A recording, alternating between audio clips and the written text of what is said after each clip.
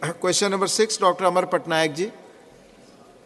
माननीय मंत्री जी. First supplementary, Dr. Amar Patnaik. Sir, greenhouse emissions are at the core of the discourse on adverse climate effects.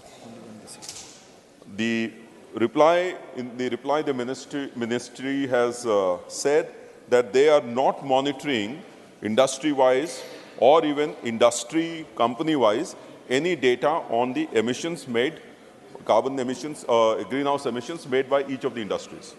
So can I make a suggestion to the Honorable Minister, since the Minister is also here? Please question, Doctor. The question is, the suggestion, which is by way of question, that you could have a portal, just like the Minister of Corporate Affairs has a CSR portal, where companies upload whatever is the greenhouse emissions made by them, which is available to public and other industry competitors, so that a fair amount of environment ecosystem is developed for controlling greenhouse emissions company-wise, because that is what is ultimately going to matter.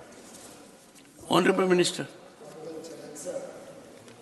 The government should not be interfering in every aspect of every industry is a principle that we uphold, because making such data in the public domain could also harm the interests of India's export competitiveness, our export performance. And therefore, individual company-wise data is not something that the government would like to interfere in. However, this is one government which has always been very conscious of our global responsibility, has been a part of the solution across the world ever since the Paris Agreement in 2015 at COP21. India, led by Prime Minister Shri Narendra Modi, has been at the forefront of forging consensus and ensuring that the world wakes up to this climate crisis. We are, in fact, very proud that India as a nation is one of the few countries which regularly submits our biannual UNFCCC report about our performance against the nationally determined contributions of 2015.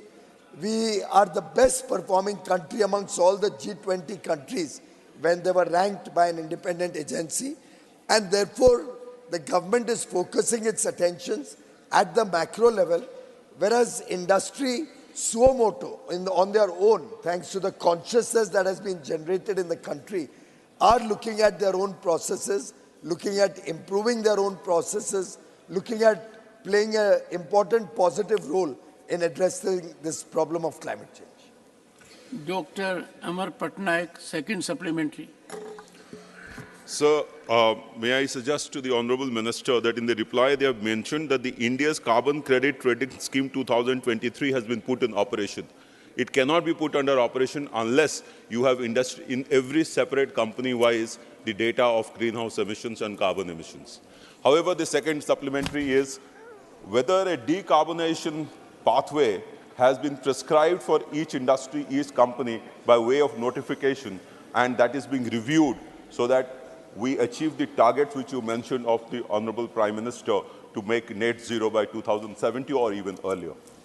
Honorable Minister. Well, Chairman, as regards the carbon credit trading system, the scheme will be, benefit will be taken by those who prepare that data and who are able to demonstrate that they are eligible for the carbon credits. In a way, it's the government's efforts to encourage more and more companies to come within the ambit of the scheme, to take benefit of this trading scheme. And therefore, we believe that the persuasive approach and a more consensus and taking people together, industry together, is the right way to achieve these goals. As regards the overall India contribution to greenhouse gas emission reduction or to addressing the challenge of climate change, extensive data is being collected by the Ministry of Environment, Forests and Climate Change. Extensive research is being done in different sectors on our ability to bring down the carbon emissions, to create a carbon sink, both adaptation and mitigation measures. India is at the forefront of these measures, and I can assure the honourable member through you, sir, that India will relentlessly pursue the path both of inclusive growth and sustainable growth.